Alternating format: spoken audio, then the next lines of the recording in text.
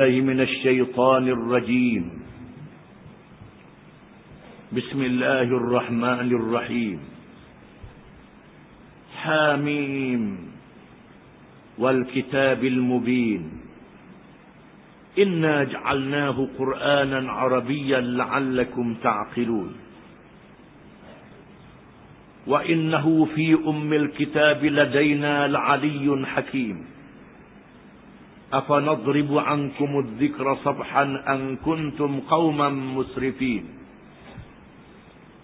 وكم أرسلنا من نبي في الأولين وما يأتيهم من نبي إلا كانوا به يستهزئون فأهلكنا أشد منهم بطشا ومضى مثل الأولين ولئن سألتهم من خلق السماوات والأرض ليقولن خلقهن العزيز العليم الذي جعل لكم الأرض مهدا وجعل لكم فيها سبلا لعلكم تهتدون والذي نزل من السماء ماء بقدر فأنشرنا به بلدة ميتا كذلك تخرجون والذي خلق الأزواج كلها وجعل لكم في الفلك والأنعام ما تركبون لتستووا على ظهوره ثم تذكروا نعمة ربكم إذا استويتم عليه وتقولوا سبحان الذي سخر لنا هذا وما كنا له مقرنين وإنا إلى ربنا لمنقلبون.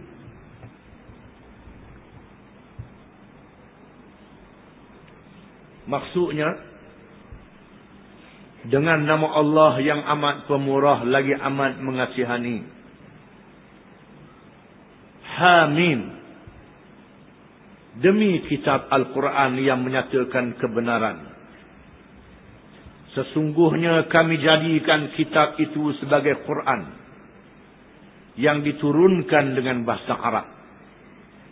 Supaya kamu menggunakan akal memahaminya. Dan sesungguhnya Al-Quran itu dalam ibu suratan di sisi kami. Sangat tinggi kemuliaannya. Lagi amat banyak mengandungi hikmat-hikmat dan kebenaran yang tetap teguh. Patutkah kami membiarkan kamu dengan mengenepikan dan menjauhkan peringatan Al-Quran daripada kamu? Kerana kamu telah menjadi kaum yang melampau-lampau buruk keadaannya. Tidak.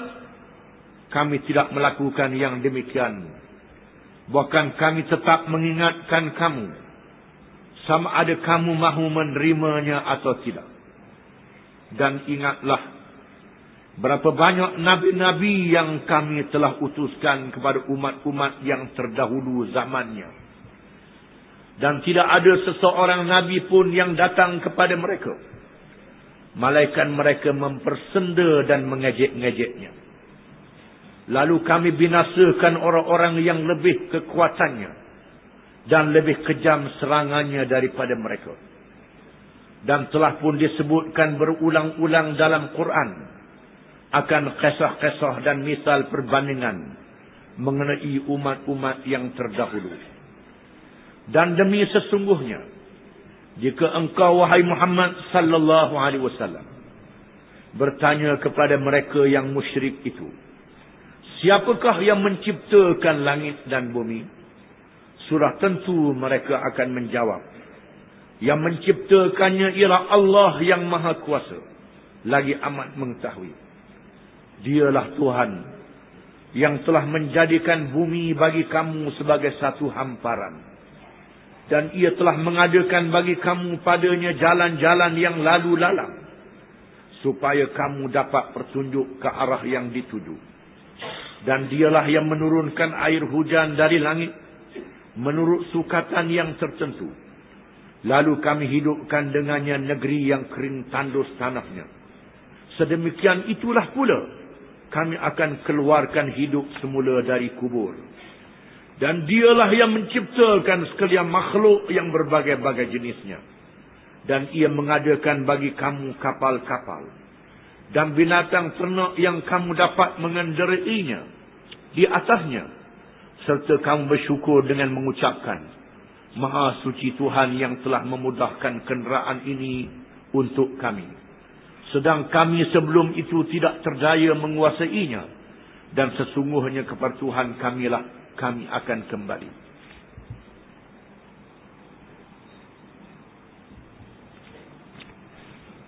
Surah yang dibaca ini dinamakan surah Az-Zukhruf.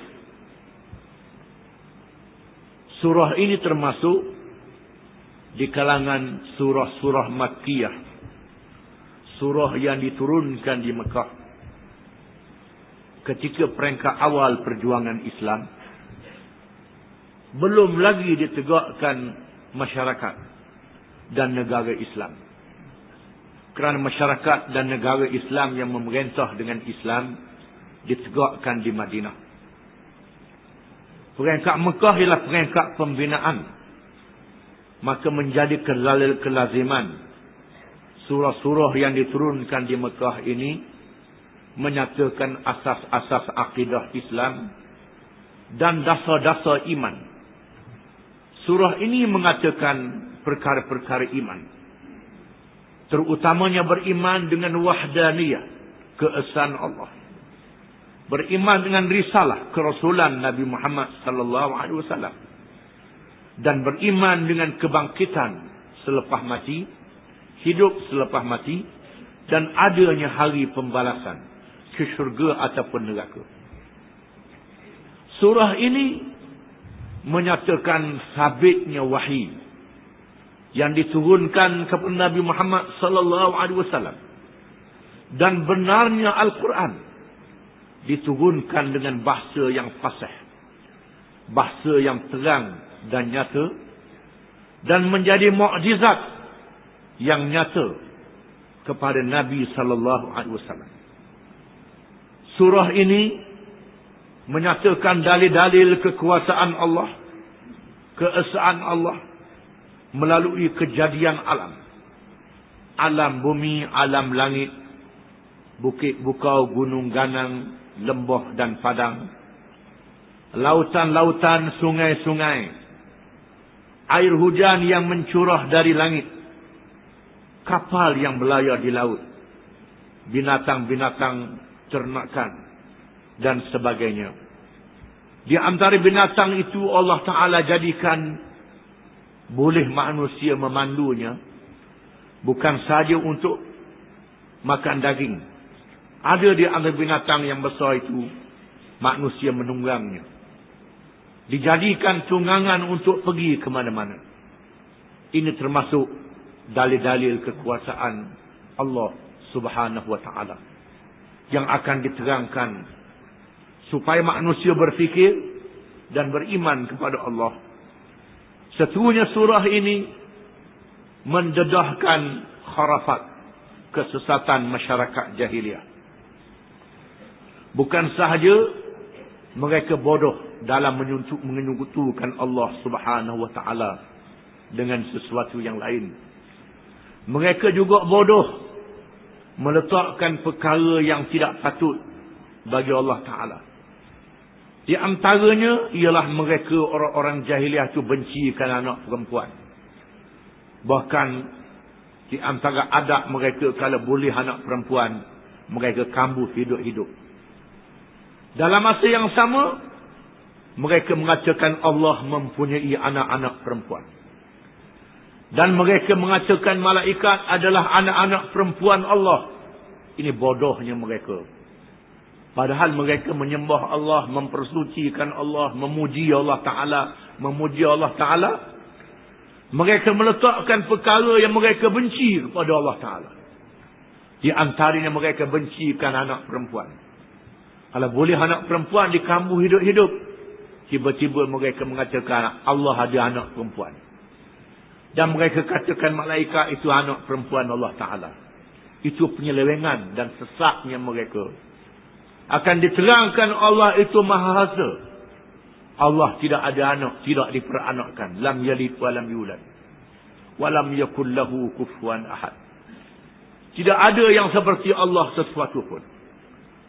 Seterusnya surah ini membawa kisah Nabi Ibrahim alaihi salam yang berjuang menentang syirik yang dibawa oleh kerajaan yang paling besar di zamannya, kuasa besar tunggal, kerajaan Babylon yang dipimpin oleh Raja Namrud. Ibrahim dengan gagah berani menentang syirik, menolak patung dan berhala, dan membersihkan dirinya daripada amalan-amalan orang jahiliah. Walaupun yang buat patung tu ayah dia sendiri, Ibrahim menolak pahaman ayahnya sendiri. Ibrahim adalah Rasul yang ulung, yang menegakkan agama Tauhid, yang berjuang dengan gigih. Maka Allah meletakkannya pada malam Isra' dan Mi'raj di langit yang ketujuh, bersandar di Al-Baitul Ma'mur. Dan Allah Ta'ala memilih dia Rasul yang membuka negeri Mekah. Daripada zuriatnya lahir Nabi Muhammad sallallahu alaihi wasallam. Dan lahir daripada zuriatnya juga Nabi-Nabi Bani Israel. Surah ini juga menyatakan risalah yang dibawa oleh Nabi Muhammad sallallahu alaihi wasallam. Nabi yang dipilih oleh Allah dalam masa yang sama membawa risalah pahaman jahiliah yang berbangga dengan baka dan keturunan, yang bermegah dengan baka, keturunan dan bangsa. Maka Allah memilih Nabi daripada anak yatim yang dikira miskin. Inilah Rasul yang dipilih oleh Allah Ta'ala menjadi Rasul yang menjadi semulia-mulia makhluk dan semulia-mulia manusia. Daripada anak yatim menjadi Rasul untuk menempelak kebanggaan orang-orang musyrikin. Di mana Nabi dia beri kejadian yang mulia, bijaksana yang mulia, cerdik yang mulia, ketokohan yang mulia, yang tidak ada tandingan, dan diberi mukjizat ilmu Al-Quranul Karim yang tak boleh dilawan oleh sebarang ilmu yang ada dalam dunia ini. Dan surah ini juga membawa kisah Nabi Musa dan Fir'aun. Nabi Musa alaihi salam Rasul yang berdepan dengan kuasa besar dunia. Kuasa besar dunia yang pemimpinnya ialah Fir'aun, yang merasuahkan rakyatnya dengan projek kemewahan dan kesenangan. Bukan sahaja rakyat boleh rasuah pemimpin, kerajaan juga boleh rasuah rakyat. Allah Ta'ala menunjukkan Fir'aun merasuahkan rakyatnya dengan kesenangan tali air yang dia bawa ke kebun-kebun. Kemudahan-kemudahan hidup. Dia beri gaji dan peruntukan yang mahal kepada pegawai-pegawainya. Sehingga rakyat yang cerdik pun jadi bodoh. Apa lagi yang bodoh lagi? Kau sangat bodoh lagi. Sehingga menentang Nabi Musa alaihissalam. Ini merupakan ujian untuk menjadi pengajaran kepada kita. Dan Quran adalah pengajaran dan iktibar sehingga hari kiamat. Dan surah ini ditutupkan dengan peristiwa hari akhirat. Berbanggalah, bermegahlah dengan projek, dengan kesenangan, dengan kekayaan, dengan kekuasaan, dengan baka, dengan keturunan, dengan apa saja. Semua manusia dimatikan oleh Allah Ta'ala. Dan akan berlakunya huru-hara hari kiamat. Tidak ada siapa yang boleh menolak, yang boleh mengelak. Tidak ada siapa yang selamat, melainkan orang yang diselamatkan oleh Allah Subhanahu wa Ta'ala dengan iman dan amalnya dan kurnia daripada Allah yang Maha Pemurah lagi Maha Penyayang. Dan menyatakan di mana perginya mereka yang beriman dan di mana celakanya mereka yang celaka, yang menentang ajaran Allah yang dibawa oleh Rasul-Rasul alaihi wassalatu wassalam. Seterusnya Allah Ta'ala berfirman, Bismillahirrahmanirrahim.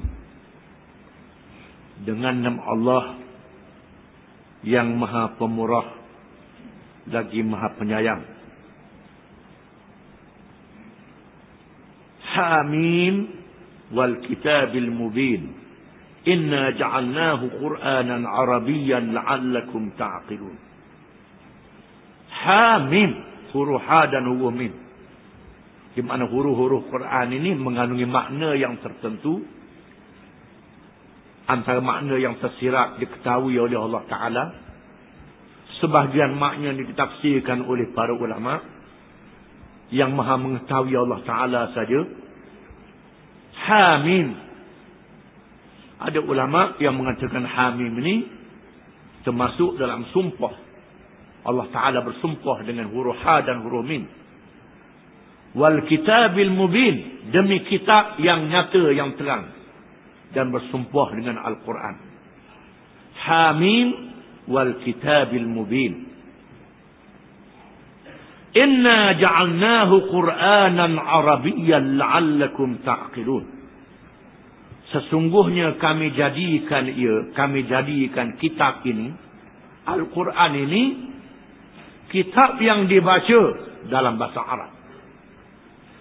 Supaya kamu menggunakan akal untuk berfikir. Kamu menggunakan akal untuk berfikir. Ayat ini dimulakan dengan sumpah. Hamim. Dan wal kitabil mubin. Demi kitab yang nyata. Mengikut kaedah nahu bahasa Arab. Maka jawab. Sumpah ni mesti ada jawab je. Jawabul qasam. Jawab qasam ialah inna ja'alnahu Qur'anan Arabiyyan la'allakum ta'qilun. Sesungguhnya kami jadikan dia Quran ini dalam bahasa Arab. Mudah-mudahan kamu menggunakan akal untuk berfikir. Ada ulama yang mengatakan jawab qasam ialah wal kitabil mubin. Hamim itu sumpah. Di sini terdapat khilaf dalam ilmu tajwid. Ilmu tajwid. Mereka yang mengatakan inna ja'alnahu Qur'anan Arabiyyan la'allakum ta'qilun. Di mana mereka tidak wakaf di atas Al-Kitabil Mubin. Hamim wal Kitabil Mubin inna ja'alnahu Qur'anan Arabiyyan la'allakum ta'qilun. Dibaca dengan wasal. Mereka yang tidak berpendapat begitu diwakaf dengan wal kitabil mubin. Wakaf di situ inna ja'alnahu Qur'anan Arabiyyan la'allakum ta'qilun. Sesungguhnya kami jadikan dia Quran dalam bahasa Arab supaya kamu menggunakan akal untuk berfikir. Wakaf-wakaf ni ialah mereka yang mengaji tajwid saja yang tahu wakaf-wakaf ni. Wakaf ni makna berhenti, itu makna wakaf. Kita ni wakaf berhenti tengah jalan. Tu wakaf ni orang Melayu panggil wakaf sebab berhenti tengah jalan. Maka Quran ada wakaf dia. Ada wakaf. Wakaf ni tempat kita berhenti. Ambil nafas di situ. Itu makna wakaf. Ada orang tu dia baca Quran tak ada wakaf. Berhenti ikut dam. Bawa pokok kayu pun berhenti. Bawa pohon nyo pun berhenti. Tempat laku isyarat pun berhenti. Pakai tepuh je. Itu dah jadi. Silap-silap jadi belanggar. Silap-silap jadi. Jadi penuh makna dia. Maka wakaf ini pun ada makna dan arti. Bukan sahaja untuk baca begitu saja-saja. Ulama-ulama yang menentukan, ulama tajwid yang menentukan wakaf tempat berhenti itu kerana mengandungi yang pertama riwayat dari Nabi SAW. Dibaca oleh Nabi SAW. Yang keduanya ialah mengandungi makna yang tertentu. Quran diturunkan dalam bahasa Arab. Allah Ta'ala memilih bahasa Arab menjadi bahasa Al-Quranul Karim. Walaupun tiap-tiap Nabi Allah Ta'ala turunkan kitab mengikut kepada Nabi itu mengikut bahasa masing-masing. Tetapi Nabi Muhammad SAW bukan sahaja kerana Nabi Muhammad SAW itu bangsa Arab. Diturunkan bahasa Arab. Tapi bahasa Arab ini mengandungi makna yang tersendiri. Berkata para ulama, bahasa Arab ialah bahasa rasmi penduduk langit. Bahasa yang digunakan oleh penduduk langit. Malaikat-malaikat di langit menggunakan bahasa Arab. Dan bahasa Arab juga menjadi bahasa pada hari kiamat. Bahasa yang digunakan pada hari kiamat. Itu bahasa Arab. Mereka yang tak tahu bahasa Arab hari ini, kalau masuk syurga boleh bercakap Arab. Boleh bercakap Arab. Masuk syurga. Kalau masuk neraka pun boleh bercakap Arab juga. Dalam neraka. Bercakap Arab dalam neraka nak buat apa dah. Bercakap Arab dia nak dia apa dah. Boleh bercakap Arab. Malaikat berucap dalam bahasa Arab dalam neraka. Bahasa Arab menjadi bahasa bahasa Al-Quran dan bahasa yang dipilih oleh Allah. Oleh kerana itu sabda Rasulullah SAW, ta'allamul arabiyyata wa'allimuha an-nas fa innaha lisanullah azza wa jalla yaumal qiyamah. Belajarlah kamu bahasa Arab dan ajarkan kepada orang kerana dia menjadi bahasa Allah Ta'ala pada hari kiamat kelak. Allah Ta'ala turunkan Quran dalam bahasa Arab. Mereka yang pertama yang menerima Al-Quran ialah bangsa Arab. Supaya mereka faham. Mereka menjadi orang yang pertama menerima Al-Quranul Karim. Beriman dengan Quran dan berjuang dengan Quran. Allah Ta'ala pilih mereka ni kerana mengandungi hikmat yang sangat besar. Kita melihat orang Arab dilahirkan di padang pasir. Tempat yang kering kontang. Tempat yang payah makanan. Tempat yang panas terik. Tempat yang hidupnya mencabar. Mereka yang membawa Islam dan berjuang, mestilah mereka yang sanggup menghadapi cabaran. Maka Allah Ta'ala pilih orang Arab yang pertama menerima Quran dan berjuang Islam. Ini dipilih oleh Allah Ta'ala. Dan Allah Ta'ala pilih di kalangan mereka banyak orang-orang yang cerdik dan bijak. Orang yang pandai, yang boleh menghadapi cabaran dalam perjuangan untuk menegakkan Islam. Ini pilihan Allah Ta'ala. Allah Ta'ala pilih. Begitu. Wa innahu fi ummil kitabi ladaina la'adiyyun hakim.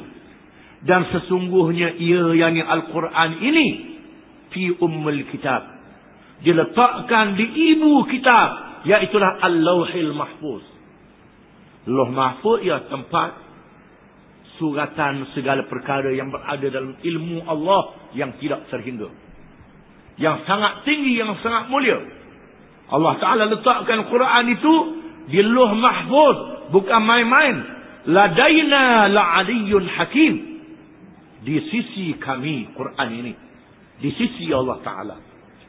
Bukan saja kalam Allah Ta'ala. Dicatatkan di Lauh Mahfuz. Disimpan di sisi Allah Ta'ala. La'aliyun yang maha tinggi. Di tempat yang sangat tinggi. Yang mengatasi bumi dan langit. Tempat yang sangat tinggi. Yang sangat mulia. Hakimun. Yang sangat terpelihara. Yang dipelihara oleh Allah Ta'ala. Tak boleh kurang. Tak boleh ubah. Tak boleh pindah. Bukan saja Allah Ta'ala pelihara di Lauh Mahfuz. Bahkan Allah Ta'ala pelihara di dunia ini. Di dunia ni dipelihara oleh Allah Ta'ala. Kitab-kitab yang lain orang boleh pindah. Orang boleh ubah. Orang boleh buat macam-macam. Tapi Quran tak boleh ubah, tak boleh pindah. Kerana dijamin pemeliharaannya oleh Allah Subhanahu Wa Ta'ala. Bahkan kalau Quran itu diambil oleh orang kafir, dibakar hangus. Habis Quran dibakar hangus, boleh tulis balik. Bukan saja disimpan di dalam tulisan pada kertas. Bahkan disimpan di dalam dada para ulama. Ulama ingat ayat-ayat Quran ini. Boleh tulis balik. Bukan saya ingat ayat. Bahkan mereka ingat tafsirnya. Jangan seleweng. Kalau ada orang cuba nak seleweng Quran, tersungkur dia. Yang nak tipu orang, tipulah. Dia tersungkur. Atas dunia tersungkur. Dan akhirat tersungkur juga. Kerana Allah Ta'ala memelihara Al-Quran. Oleh kerana itu, kita kena bergantung dengan Quran. Pegang dengan Quran. Selamatlah kita. Kalau tak ikut Quran, jawab dia tak selamat. Dia selamat tipu lah. Ubuhlah Islam hadari, Islam apa pun. Kalau tak ikut Quran, tak jadi apa. Tengok Quran ke tak? Rajak pada Quran. Apa yang kamu buat ni ikut Quran ke tidak? Ini diajar oleh Nabi SAW dalam semua perkara. Dan dipelihara oleh ulama di dalam kitab-kitab. Dan dipelihara oleh Allah Subhanahu Wa Ta'ala. Walaupun bangsa dan negara yang memelihara Islam ini jatuh silih berganti. Kerajaan yang memelihara Islam jatuh. Tamat kerajaan Khulafa' Rashidin. Dengan matinya Sayyidina Ali dibunuh oleh Khawarij. Naik kerajaan Amawiyah. Walaupun terdapat khalifah-khalifah Amawiyah ni zalim, mereka tak boleh selewengkan Quran. Quran dipelihara oleh Allah Ta'ala. Habis Amawiyah, naik Abbasiyah. Habis Abbasiyah, naik macam-macam kerajaan. Habis kerajaan Osmaniyah, tak ada kerajaan. Allah Ta'ala pelihara juga Quran. Quran tetap dipelihara oleh Allah Subhanahu Wa Ta'ala. Yang menakjubkan kita di negeri Cina Komunis, ada orang hafal Quran. Di negeri Cina Komunis, tempat Islam siapa dulu pada kita. Xinjiang, barat negeri Cina adalah wilayah Islam. Yang dikenali dengan Turkistan Timur. Hari ini dikenali dengan Xinjiang. Ada orang hafal Quran. Walaupun ulama-ulamanya dibunuh, Allah Ta'ala memelihara Quran dalam dada mereka yang dipelihara oleh Allah Subhanahu Wa Ta'ala. Boleh hajar balik. Di Rusia, di mana saja di Spanyol, di mana saja tempat penuh Islam ni ada, kerajaannya jatuh, Islam tak boleh dipadamkan. Allah Ta'ala tetap memelihara Islam ini. Nabi bersabda satu hadis, saya belughu hadal amru ma balagha al-lailu wan nahar. Urusan agama ini akan sampai di mana sampainya siang dan malam. Di mana siapa siang dan malam, matahari dan bulan siapa, agama Islam akan siapa. Walaupun kerajaannya dihancurkan oleh musuh-musuh Islam, suara Islam siapa. Di Amerika, di Jepun, di Amerika, di Jepun, di England, di Perancis, di mana saja Islam siapa, tak boleh dipadamkan cahayanya. Ini adalah mukjizat yang Allah Ta'ala tunjuk di hadapan kita. Apa nadribu ankumud dzikra sabhan an kuntum qauman musrifin. Wallahu a'lam.